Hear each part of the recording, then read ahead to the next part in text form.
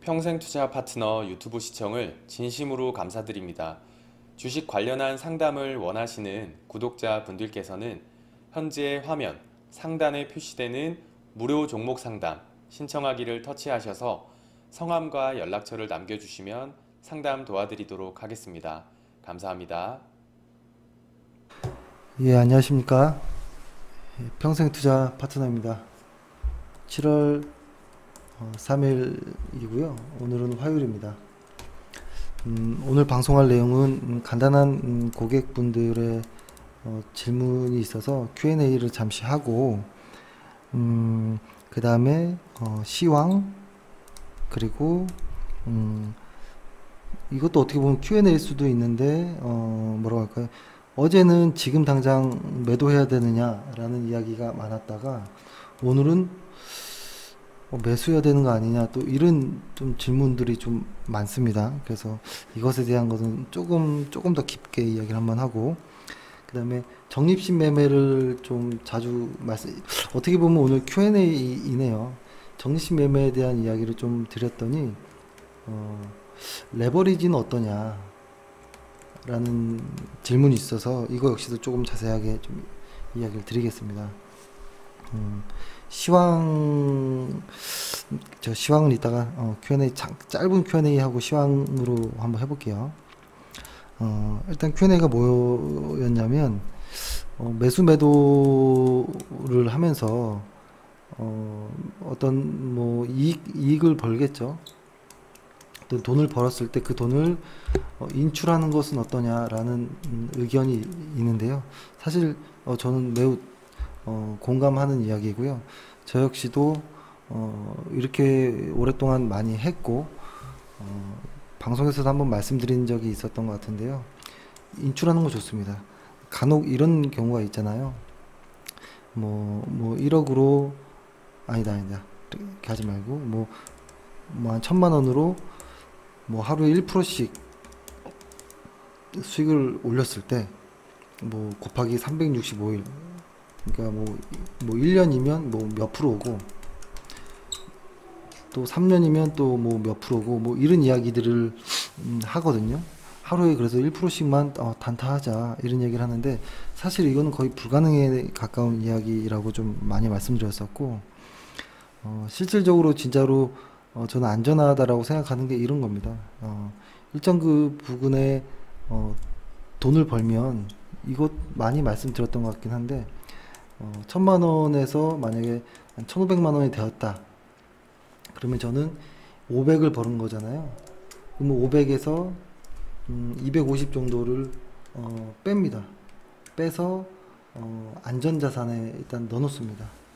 그러면은 250은 번 거 중에 남았잖아요. 그러면 다시 투자원금이 125 1250 여기서 또 이렇게 시작을 하죠. 여기서 만약에 또 1500이 됐다 아니면 뭐 한 1700이 됐다 이렇게 하면 여기서 또 번 거 그죠? 얼마인가요? 450이네요 번 게. 그럼 여기서 또 한 200 정도 빼고 또 한 250 남잖아요. 그러면 더해지니까 한 1500의 원금으로 되는 여기서 다시 시작하는 저는 이 방법이 매우 좋다고 보고요. 다만 이렇게 번 자금들을 어떻게 할 것이냐에 대한 고민은 필요한 것 같아요. 뭐 단순하게 CMA 넣어도 괜찮고요. 뭐 예적금에 넣어도 되고 혹은 뭐 ETF로 하는 어떤 장기 적립식에도 활용할 수도 있고 뭐 여러 가지가 있겠죠. 그래서 일단은 번 것에 대한 수익금을 덜어 놓는 것에 대한 것은 매우 좋다라고 보고요. 저는 예전에 이것을 어떻게 했냐면 실제로 돈을 인출했습니다.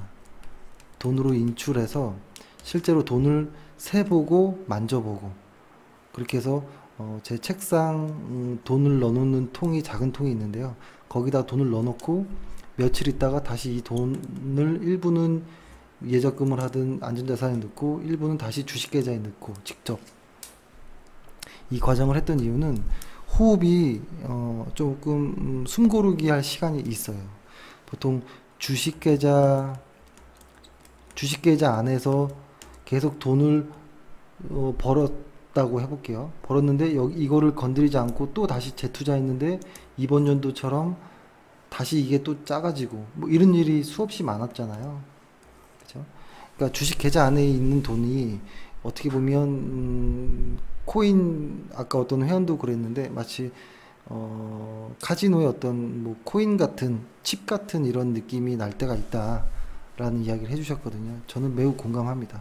그래서 주식 계좌에서만 계속 돈을 왔다 갔다 이렇게 하지 마시고 한 번씩 번 거를 실제로 돈을 인출을 해서 실제로 집에 와서 세보면 그 돈이 얼마나 소중한지 아실 거고, 그 소중한 돈을 다시 계좌에 넣고 시작할 때는 신중한 매매를 하실 수 있을 것이다 라는 생각을 합니다. 저도 일례로 한번 보여드릴까요? 어떻게 했는지. 저도 지금 제가 네이버 구글 포토에 보니까 지금 사진은 집에 없어서 예전 사진인데요. 저도 이렇게 했습니다. 여기 보면은 여기 요거 보이시죠? 이게 뭐냐면 핸드폰 케이스, 그러니까 핸드폰 사면 그 박스 있잖아요. 이 박스에 돈이 딱 알맞게 들어가요. 그리고 이 박스도 상당히 튼튼하고, 그리고 누가 잘 열어보지도 않는다 라는 장점도 있습니다. 이게 설마 여기 돈이 이렇게 많겠어 이렇게 생각하는데 여기다 저는 많이 넣어놨거든요. 지금도 그렇습니다. 지금도 그렇게 하고, 그리고 항상 돼지 저금통도 항상 같이 옆에 두기도 합니다. 이렇게 해서 많이 하고요. 이거 상당히 저는 괜찮은 방식이라고 봐요. 여기 보면 이렇게 핸드폰, 이게 언제적 사진인지 모르겠어요. 이렇게 해서 여기 딱 돈이 딱 들어가요. 꽤 많이 들어갑니다, 여기다가.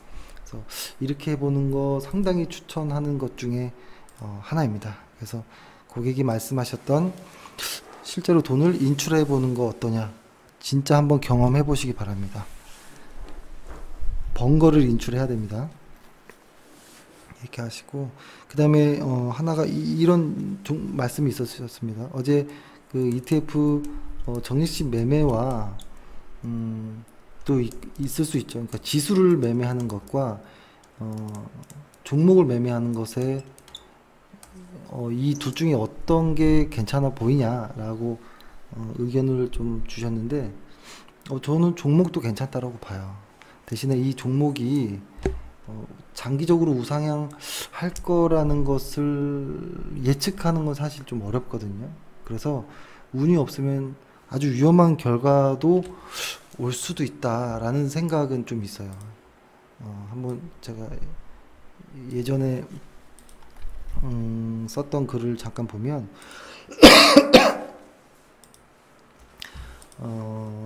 이런 글을 썼죠. 예를 들어서 코스닥 제약 쪽의 업종의 그 월간 차트를 보면 2004년도부터 쫙 이렇게 올라갔죠. 근데 지금은 조금 더 내려오긴 했죠. 그렇죠? 근데 건설을 보시면 어때요? 과거에 쫙 올라왔다가 여기서 쫙 내려왔죠. 이만큼. 여기가 서프라임 언저리거든요.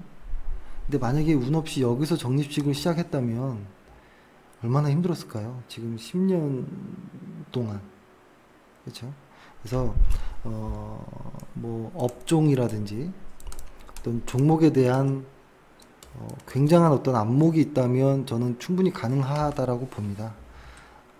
지수를 매매하지 않더라도 충분히 가능하다라고 보는 입장입니다. 한번 예를 들어서 운 좋게 삼성전자 같은 경우로 탁 골랐다라고 해보면, 그렇죠? 굉장했을 겁니다. 이렇게 올라갔다면.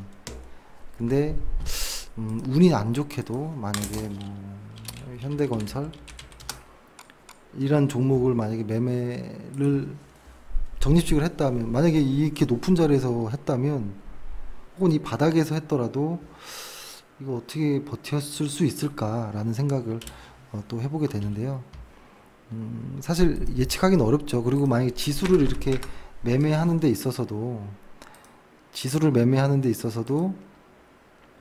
다행히도 지수가 꾸역꾸역이나마 올라갔기에 망정이지, 만약에 지수가 한참을 떨어졌으면 어떻을까. 근데 지수가 한참 한 5년 10년 떨어지지 않으리란 법은 없죠. 그렇죠? 없죠. 그런 법은 없죠. 그럴 수도 있다라는 것이죠. 근데 그래도 종목보다는 업종이 조금 더 좀 분산이 되는 느낌이고, 이것들보다는 조금 더 지수가 조금 더 분산이 되는 느낌이어서 좀 더 안전하다는 측면은 확실히 있는 것 같아요. 대신에 이 ETF 적립식 매매를 하는 데 있어서 가장 뭐라고 할까요? 가장 중요하게 생각해야 되는 건 뭐냐면, 이것은 일반 종목으로 수익 매매하는 게 아니에요. 중장기적으로 꾸준히 하는 것이기 때문에 기대 수익에 대한 고민을 해봐야 돼요. 기대 수익에 대한. 내가 적립식 매매를 하는데 얼마 전에 저 사람이 과거 시뮬레이션을 보여줬더니 수익이 괜찮네 라고 생각하면 안 돼요. 나의 기대 수익은, 그래, 은행에 넣는 건 너무 억울해, 은행보다는 조금 높은 수익을 원할 때 그 정도의 여유로 하는 것이 나중에 아주 저는 심리 관리하는데 좋다라고 보거든요. 왜냐면 지수라는 것 역시도 하락할 때는 무섭게 빠지거든요. 이렇게 횡보 기간이 있을 때도 있고, 그렇죠? 근데 일반적으로 왔다 갔다 이렇게 하는 경우가 있기 때문에, 그렇죠? 과거에도 보면 한번 길었던 하락이 있었죠. 1994년도부터 해가지고 98년도까지는 엄청난 하락을 보였잖아요. 그렇죠? 이런 시장이 안 오리란 법은 없습니다. 근데 이 당시 때 종목과 업종은 더 심했어요. 그렇죠? 이 당시 때 거는. 그렇죠? 근데 언제부터라고 할까요? 그 IMF 이후로부터는 확실히 어떤 파동의 주기가 많이 짧아지긴 했습니다. 많이 짧아지긴 했지만 그래도 앞으로 이러한 시장 혹은 이러한 시장이 없으리란 법은 없습니다. 근데 보통 예를 들어서 뭐 그렇지 않을 수도 있지만, 지수가 1% 빠지면 일반적으로 종목은 한 2% 정도 빠지는 경우가 있는 것 같아요. 그래서 뭐 이거를 딱 어떻게 정확하게 이렇게 표현하기는 어렵지만 지수가 좀 더 안전한 부분은 확실히 있다라는 거. 그리고 ETF 적립식 매매는 큰 수익은 아니라는 거예요. 큰 수익은 아니지만 일반 개인 투자자들이 통계에서 보니까 실제로 시장보다 앞선 수익을 내고 있는 사람들의 비율이 2% 정도 미만이라고 하더라고요. 그러면 98%는 시장보다 못한 수익일 거라는 거거든요. 여기 부분에 해당하는, 특히 근데 내 자신이 여기 부분에 해당하는데 그 중에서도 나는 정말 초급자 혹은 나는 너무 바빠, 뭐 이런 사람들, 그리고 기대 수익이 그렇게 높진 않아, 그리고 매일 시장 시황을 확인할 여력은 좀 없는 것 같아, 그리고 나는 좋은 종목이 뭔지 아직 잘 모르겠어, 그리고 솔직히 내가 여태까지 사업보고서라든지 증권사 리포트를 꾸준히 보진 않았던 것 같아, 이런 사람들에게는 해볼 만한 것이죠. 왜냐면 방금 예로 들었던 그런 정도의 주식 참여자라면 저는 수익이 안 날 거라고 보거든요. 주식을 했을 때 손해를 보느니 은행보다는 조금 더 앞설 수 있는 어떤 적립식 매매가 훨씬 낫다라는 관점에서 고민해 보시면 좋을 것 같다라는 생각을 합니다. 하고, 그 다음에 이제 시황에 대해서 좀 이야기를 해보면, 일단 밤사이 미국 시장에서 제가 시황에도 썼지만, 그러니까 어떤 뭐라고 할까요? 어떤 기본적 분석으로는 지금 어떤 무언가를 이야기하기 상당히 어렵다라고 했잖아요. 그죠? 지금 상황, 지금 구간에서는. 그렇기 때문에 기술적 분석에 좀 의지해서 이야기를 해야 되는데, 지금 잠깐 일시적인 반등일지 혹은 추세적인 반등일지 모르겠으나 기술적인 분석상에서는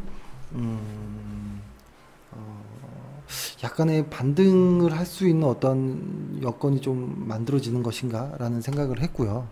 그 다음에 코스피를 보면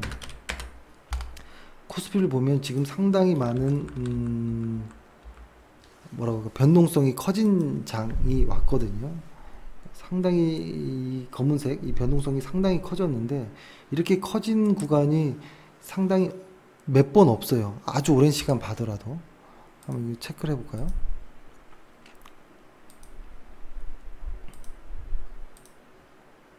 체크를 해보면 이렇게 해서 한번 보면 뭐라고 할까요? 보면은 과거에 진짜 몇 번 없어요. 이때 있고, 그 다음에 이때 바닥일 때 2013년도에 한 번 있었고, 그 다음에 2015년도에도 한 번 있었고, 그 다음은 이거는 이제 아니고요. 상승이니까. 하락에서의 이렇게 변동성이 커진 적은 이렇게 손에 꼽힐 정도예요. 그러니까 시황에 한번 썼던 거 한번 제가 제가 지금 제가 쓴 것도 제가 잘 기억이 안 날 때가 있어서 잠깐 시황을 잠깐 볼게요. 오전 시황 보면 월간 차트 상에서 보면 하락이 얼마나 강했냐면 보조지표가 마이너스 100까지 왔습니다. 그리고 어제 날짜예요.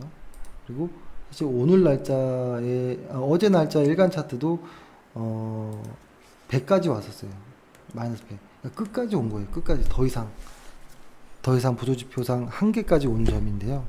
이 한계가 온다고 해서 꼭 반등하라는 법은 없지만 반등할 가능성은 기술적이든 추세적이든 아직 정확히 알 수는 없지만 일단은 어떤 극에 치닫을 때, 그러니까 고리 깊으면 산이 높다고 어떤 극에 치닫는 어떤 무언가 다음에는 항상 조금 이렇게 반대적인 어떤 모습이 좀 나오긴 했거든요.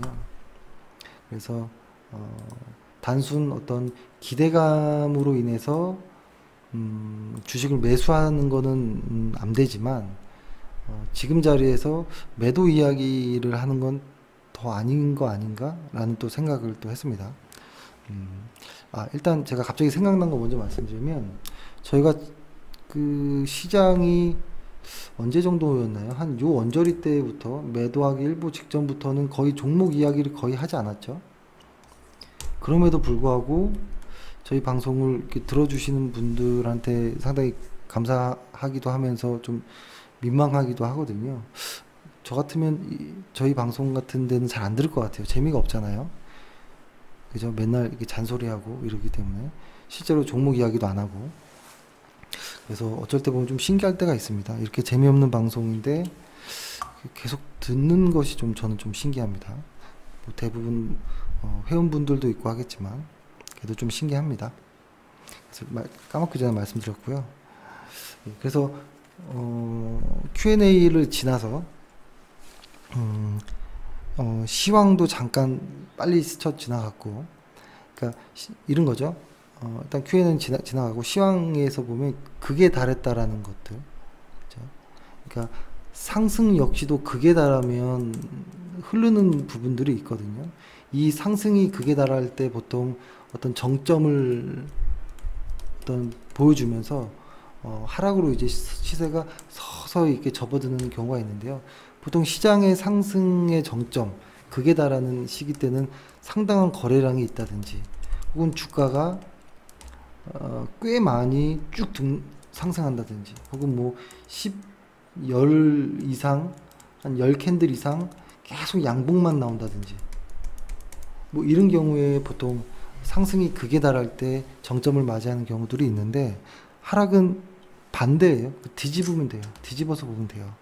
하락 역시도 이건 뭐 거래량이 이전에 과도 거래가 상당히 여기서 많이 이루어졌기 때문에 거래량도 많이 발생해서 하락이 이루어졌구나. 근데 이 하락에 대해서 보통 생각하는 게 하락 매도세가 끝나야 뭐 하락이 그러니까 하락 마지막 매도세가 발생해야 하락이 된다라고 생각하는 경우도 있는데 그렇지 않고 그냥 슥 가는 경우도 있습니다. 왜냐면 이렇게 하락이 진행되는 이 전 과정에서 과도 거래가 다 이루어지는 경우가 있거든요. 그럴 경우에 마지막 하락 거래량이 나오지 않고 대량 하락 거래량이 나오지 않고 반등으로 이어질 때도 있습니다. 그렇죠? 그래서 꼭 거래량 뭐 이렇게 좀 복합적으로 봐야 되는 것 같아요. 뭐 하나가 꼭 나와야 바닥이다, 꼭지다 이렇게 보진 않으셔도 좋을 것 같고, 근데 일단은 가격 측면에서 혹은 어떠한 에너지 강도 어떤 이런 측면에서 봐도 하락의 극으로 온 듯한 느낌은 받습니다. 그래서 하락의 극. 그래서 지금 구간에 매도 이야기를 하는 것은 상당히 조금 어렵다. 근데 거꾸로 매수 이야기도 하기가 어렵다라는 거예요.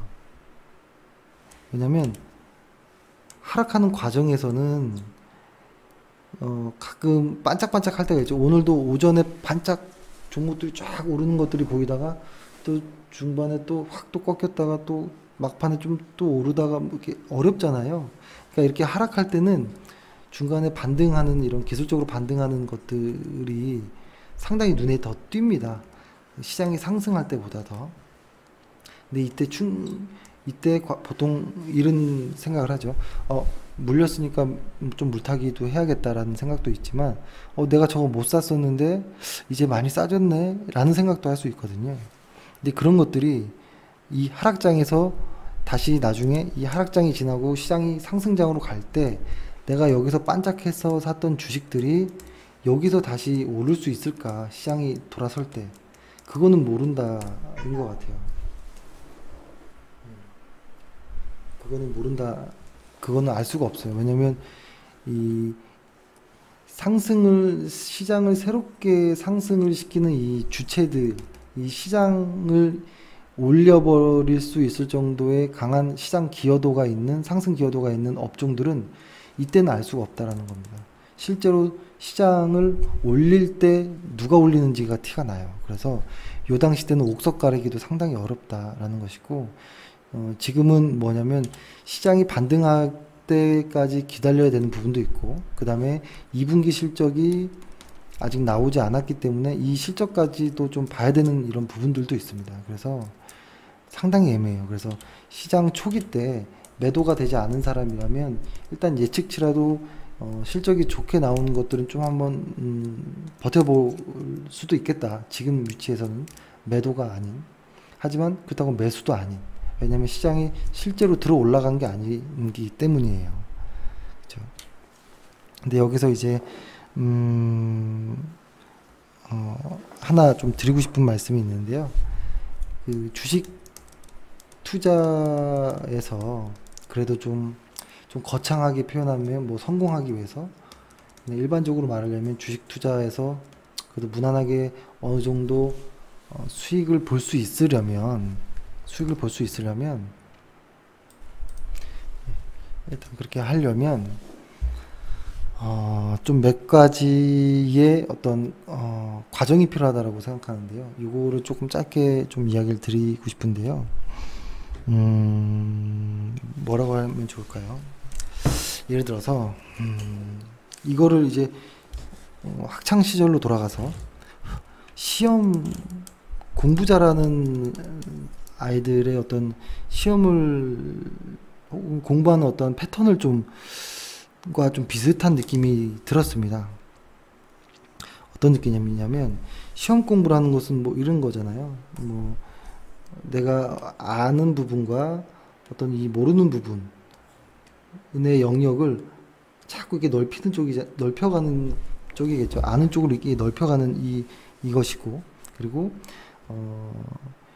뭔가 범위가 넓고 시간이 부족한 사람들, 학생들이, 그리고 가장 많이 하는 것이 어떤 무언가를 이제 기본 개념이라든지 어떤 정의들을 공부한 이후에 실전 문제를 풀어보는 과정을 가장 많이 하고 시간을 많이 투자하잖아요. 그렇죠? 그러니까 하루 종일 어떻게 보면 뭐 고3 같은 경우는 문제집만 푸는 경우도 있잖아요. 그렇죠? 근데 여기서 이제 한번 생각해 보는 겁니다. 그러니까 뭐라고 하냐면 보통 시험 문제집을 열심히 풉니다. 열심히 푸는데 풀고 다음 문제집을 패스하지 않죠. 보통 채점이라는 과정을 거치죠. 채점이라는 과정을 거치고 그 다음에 넘어가잖아요. 그렇죠? 근데 채점을 하지 않는다라고 생각해 보면, 그리고 문제집만 푼다라고 생각하면 그게 의미가 있을까라는 생각을 합니다. 저는 의미가 없을 것 같아요. 왜냐면 내가 어느 부분에서 틀렸는지 맞췄는지를 모르기 때문에, 그러니까 아직 어떤 부분이 모르는지도 모르는 상황이에요. 그죠? 뭘 내가 잘하는지도 모르는 상황. 그러니까 이것을 주식으로 대입해 보면, 시장이 하락 중인데 이 하락의 끝이 상승으로 갈지 하락으로 갈지 아직 확인되어지지 않은 부분이라는 생각이 좀 들었습니다. 그때 보통 시장이 만약에 하락하다가 상승으로 간다 혹은 하락으로 간다라고 했을 때 여기서 이제 갈림길이 놓이는데, 만약에 내가 보유한 종목, 내가 매도 타이밍을 놓쳐서 보유한 종목이 이 시장의 변곡점에서 일로 가면 너무 좋지만 하락을 하게 될 경우에는 이때는 진짜 매도를 해야겠죠. 시장의 변곡점이 나왔는데도 불구하고 지수가 상승을 하는데 내 종목은 여전히 소외가 된다면 그때는 기다리기가 좀 어렵겠죠. 그렇죠? 그러니까 어떠한 무언가 확인해야 되는 과정이 필요하다는 거예요. 문제집에서 채점을 하듯이 지수가 실제로 반등하는지를 확인까지 해봐야 돼요. 근데 이 과정에서 하나 반드시 중요한 게 뭐냐면, 채점하고 나서 시험 문제를 채점하고 나서 중요한 것은 채점하고 내가 틀린 문제를 공부해서 알게끔 하는 거잖아요. 그 부분과 저는 똑같은 좀 생각이 듭니다. 뭐냐면 뭐라고 하죠? 그러니까 내가 종목을 매수한 것이 결국엔 하락으로 손실 처리가 됐다면 하락 원인을 분석해 봐야겠죠. 원인을 분석. 내가 이 종목이 왜 하락했을까? 혹은 내 매매가 왜 실패했을까라는 어떤 채점, 이 분석 과정이 필요하다고 봅니다. 근데 이런 분석 과정이 없다면, 만약에 시험으로 따지면 이런 분석 과정이 없다면 제 시험을 그 아무리 치러도 저는 의미가 없다라고 봐요. 그죠? 채점, 그러니까 반성, 혹은 뭐 원인을 다시 한번 상기하는 거.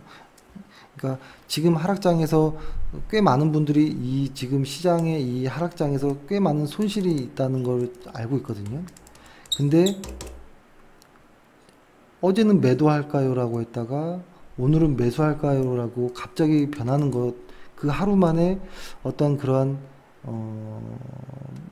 반성, 뭐 혹은 뭐 그쵸? 어떤 원인 분석, 이러한 시간이 저는 아직 충분히 주어지지 않았던 것 같거든요. 그래서 반드시 저는 이 과정이 필요하다고 생각합니다. 그 원인을 찾아야 된다고 봅니다. 그래야지 제 시험을 치러도 성적이 오를 거라고 보거든요. 그러니까 근데 아이러니하게도 우리가 지금 보고 있는 그 주식이라는 그 시험은 객관식이에요. 그게 문제인 거예요. 객관식. 주관식이 아니라는 거예요. 주관식이었으면 오히려 이렇게 혼란스럽지 않을 것 같아요. 많은 사람들이 더 돈을 안 잃었을 것 같아요. 근데 객관식이다 보니까 흔히 찍잖아요. 찍고 빠른 판단의 어떤 결과들이 나오다 보니까 이게 문제인 것 같아요. 그래서 만약에 찍었는데 우연히 한두 번 맞출 수는 있습니다. 찍었을 때. 근데 그게 찍어서 맞춘 게 진짜 실력은 아닐 거라는 거죠. 문제 유형이 바뀌거나 패턴이 바뀌면 틀릴 가능성도 높고, 이 행운, 이 찍었을 때 이 어떤 이 행운이 이 초심자의 행운이라고 하는 말처럼 계속 가진 않습니다. 보통 찍어서 그 행운으로 수익이 나면 비중이 많아지고 거기에서 다시 한번 물리면 그 비중 때문에 손실이 훨씬 커지거든요. 그래서 반드시 그 원인을 알아가는 과정이 반드시 필요하고, 그 과정이 없는 것은 문제집을 계속 사는 학생들 가끔 있잖아요. 학부모들의 입장에서 보면 알 겁니다. 이 문제집 풀고 성적이 안 오르니까 이거 버리고 또 새로운 문제집을 사요. 근데 채점 안 하고 또 때 사고, 혹은 뭐 어떤 학원을 다니는데 성적이 안 오르니까 그 원인을 모르는 상태에 또 학원을 바꾸고, 이거 뭐 이런 거 의미 없잖아요, 그죠? 그래서 오늘 하고 싶었던 이야기는, 틀린 문제는 또 나올 수 있다라는 겁니다. 언제든지 틀린 문제는 또 나올 수 있고, 반성 없이 매매를 완료하고 덮는 것은 상당히 위험한 어떤 초심자의 행운 정도로 가져오는, 그것이 결국에는 좋은 마무리로 되는 경우가 흔하지 않다라는 겁니다. 그래서 저 역시도 항상 이렇게 합니다. 일부러 저도 좀 보여드리려고 합니다. 2018년도 이거는 한번 제가 보여드린 적 있죠? 아직도 지금 보니까 절반 살짝 넘게 쓴 것 같아요. 저는 뭐 이렇게 뭐 글들을 쓸 때도 있고 안 쓸 때도 있고, 붙였다가 떨어질 때도 있고 뭐 그렇습니다. 이렇게 매년 주식을 시작할 때 주식 노트라는 것을 하나 사서 매수하면 매수의 이유를 적어 보는 것이에요. 예를 들어서 누군가 추천했다라고 하면 누가 추천해서 매수했다 적어보고, 매수 결과를 채점해야죠. 채점했더니 뭐가 잘못됐는지 그때는 알 거예요. 내가 이때 매수했을 때 누군가의 추천의 이야기를 듣고 혹해서 확 사버렸다, 고점에서. 뭐 어떤 무언가든 어떤 결과는 나오거든요. 그러기 위해서는 매수 이유를 반드시 적고 그 다음 매수를 하셔야 돼요. 매수하고 나서 매수 이유를 적으면 안 됩니다. 매수 이유를 적고 매수를 하고, 그 다음에 매도를 하고 나서는 매수 결과를 한번 다시 생각해 보고, 실수했다면 절대 잊지 말고 다음에는 그러지 말아야지 라는 생각을 하고, 그 다음에 다시 매수 종목들을 이제 검토해보는, 이렇게 가야 된다고 봐요. 여기 쓴 글씨는 제 와이프가 이제 저한테 써준 글씨고요. 제 와이프는 주식을 상당히 잘합니다. 상당히. 그래서 제가 와이프한테 주식 종목 이야기를 잘 안 하거든요. 가끔씩 얼굴이 빨개질 때가 있어서 한 번씩 딱 맥을 짚어서 이야기할 때가 있거든요. 여기서 보면은 저는 중요한 건 이거라고 합니다. 배움을 포기하는 순간 우리는 늦기 시작한다.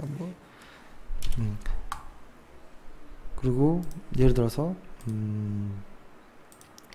이거는 2017년도의 주식 노트도 이렇게, 이때는 조금 이제 양이 많아가지고 이렇게 좀 두 권으로 나눴는데요. 여기서 이런 걸 막 적습니다. 주식 노트는 가장 솔직해야 하고 정확해야 한다. 주식의 핵심은 원칙을 매매할 때 반드시 지키는 것. 이런 것도 있죠. 주식은 언제나 실전, 여러 가지 어떤 목표라든지 이런 것들을 적어 놓고, 이거는 2016년이었던 것 같아요. 그러니까 주식을 만약에 들어갔다면 이게 아주 간단하게만이라도 그렇죠? 주식을 왜 샀는지, 어느 자리에서 샀는지, 이 회사의 영업이익과 ROE 어느 정도 됐는지, 진입 이유, 여러 가지들이 표현이 있었겠고, 그렇죠? 여러 가지가 있을 수 있습니다. 이거는 2015년도였던 것 같고, 그렇죠? 저는 보통 이렇게 좀 붉은색을 삽니다. 마치 이렇게 미신처럼 좀 붉은색 주식 노트를 삽니다. 이 양봉 상승 이런 의미로 일단 그렇게 하고, 그러니까 반드시 꼭 원인을 한번 꼭 짚어 보시는 게 저는 좋다고 봅니다. 그러니까 주식을 한두 번 그냥 장난으로 하실 게 아니면 반드시 주식 노트를 사야 되고, 기록해야 되고, 반성하고 하셔야 된다라는 생각을 하고요. 마지막으로 오늘 드릴 말씀이 레버리지, 제가 코덱스 200을 해보자 라고 하니까, 그러면 코덱스 레버리지는 어떤가요? 혹은 시장이 하락할 때 차라리 그냥 코덱스 인버스까지 같이 해버리면 어떨까요? 라는 질문이 있을 줄 알았습니다. 사실은 이 이야기는 언제나 항상 들었던 이야기고, 시장의 분산을 이야기해서 저희가 물량을 매도하면 왜 인버스 매수 안 했어요? 시장 빠지는 거 잘 맞췄잖아요. 뭐 이런 이야기를 많이 하거든요. 근데 뭐 그럴 수 있습니다. 근데 그냥 저의 생각은 이런 건데요. 일단은 ETF라는 것은 중장기 투자에 적합한 상품, 요거는 이라고 보고, 레버리지가 붙은 상품은 단기 투자용의 상품입니다. 단기 투자용. 왜냐면 추종을 할 때 약간 오차가 생겨요. 레버리지랑 인버스는. 그래서 이렇게 하면 잘 이해가 안 되실까봐 그림을 좀 준비했는데요. 뭐 이런 거죠. 보면 이런 겁니다. 예를 들어서 레버리지라는 것은 그 누적 수익률에 대해서는, 그러니까 그러니까 이런 거죠. 그냥 기본은 뭐 지수가 1% 오르면 뭐 1% 오른다. 대신에 레버리지는 2% 오른다. 라고 심플하게 생각할 수도 있는데요. 이건 단기 투자에서는 가능할 수 있지만, 기간이 좀 길어지는 경우에는 그 두 배수로 연동되지가 않는 경우가 많아요. 예를 들어서, 원래대로 하면 200 정도가, 200% 정도 수익률이 나와야 되는데, 실제로는 183% 정도 수익률이 나올 때가 있어요. 이거는 가끔이 아니고 대부분 그래요. 대부분 그렇고, 그리고 또 인버스는 그래서 이 가장 단점은 뭐냐면, 시장이 일정 기간 꾸준히 횡보하거나 약간 이렇게 하락이 지속됐을 때 이 마지막 상승, 그러니까 이런 거죠. 시장이 이렇게 가다가 살짝 흔들리는 이 과정. 근데 시장은 나중에 시간이 지나서 이렇게 가면 상관없겠지만, 이 기간을 저는 한 2년, 길어도 3년 정도로 보는데요. 이 주기를. 국내 시장이 최근에 변한 것은. 근데 달라질 수는 있습니다. 근데 보통 1년 정도 이 횡보와 하락장을 적립식으로 버티는 건 불가능할 정도로 힘들어요. 상당히 어려워요. 그죠? 근데 이 레버리지라는 건 어떤 거냐면, 상승할 때 덜 상승하고 하락할 때 더 하락하는 경우가 있어요.